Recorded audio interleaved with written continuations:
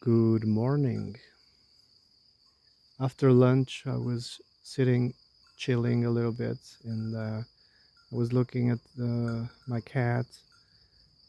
He was sleeping and moving his paws and moving his nose like his mustache. He's moving it slightly, and clearly was dreaming. The cat. And I was thinking about something I've heard online about metaphysics of dreams.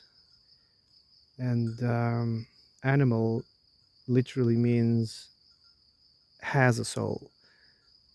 It is animated by the soul. So all animals have souls.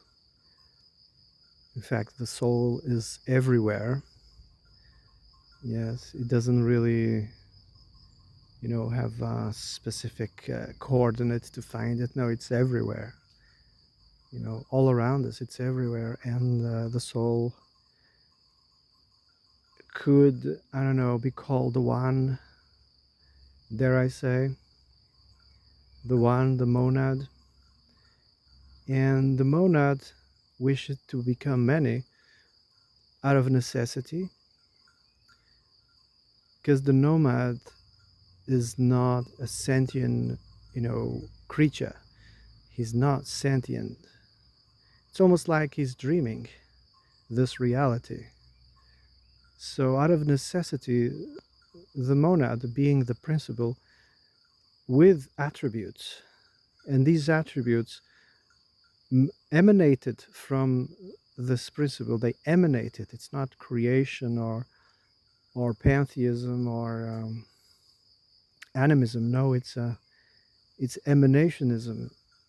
So this reality emanates from the monad out of necessity, and because the one wishes to become the many, and inhabits these bodies. The one then becomes the many, becomes individualized, and every individual is a person. Every cat, every human is a person. Yeah. But then this person, starts acquiring memories and experiences and thoughts and emotions and whatnot. And it comes up with this thing we call a persona. Yeah. The persona doesn't uh, reincarnate, the person does. The person does reincarnate, but the persona will not reincarnate. So eventually, after many, many reincarnations, the person starts remembering, recollecting. Anamnesis is what I think the Greeks call it. Apophysis. No, anamnesis is another language. Apophysis is when a person starts remember their past lives. And in Buddhist terms, you are reaching nirvana. You are remembering your past lives. You are refining wisdom, exquisite wisdom. You are refining yourself. You are growing. And when you finally recollect, you know, everything, you stop reincarnated. You return to the one, you return to the monad. So when we are sleeping, like the cat I was watching, we create these holograms. Should I say it? Holograms? It's just an analogy, all right? I'm not saying they are literally holograms. The power of the mind, the power of the person, the power of the soul is so powerful. Even when you try to sleep, it starts creating these holograms, and they feel so real. We call them dreams, and they feel so real. Sometimes these holograms represent our desires, things that we want. I mean, sometimes it could be a wet dream. I mean, I've had those. Really cool. It could be your anxieties, your fears. It could be a nightmare. and you tend to wake up, startled, from a nightmare. You don't really like that outcome, do you? So animals also dream. They also create these holograms, and there's a chance that, you know this material realm is, resembling a hologram. It's material, no doubt about it. It's quite material, but it has a geometry that resembles a hologram. You know.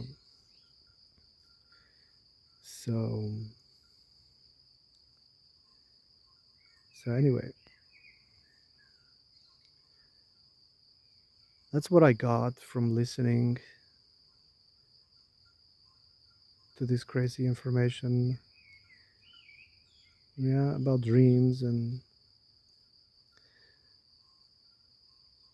I was recently reading original Buddhism, and now I finished like 100 pages on the subject, and now I switched to original Hinduism. It's fascinating. It's fascinating. It's really cool. And it adapts. Hinduism, as it is said here, is probably one of the oldest mystery schools, or rather metaphysical disciplines in the world.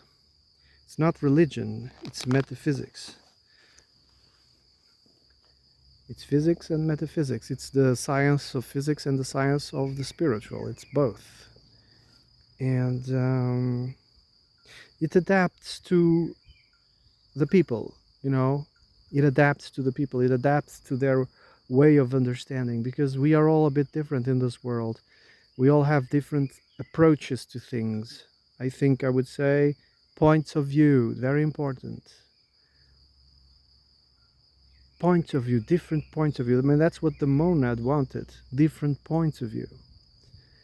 And they adapt this metaphysics to their points of view, to their perspective.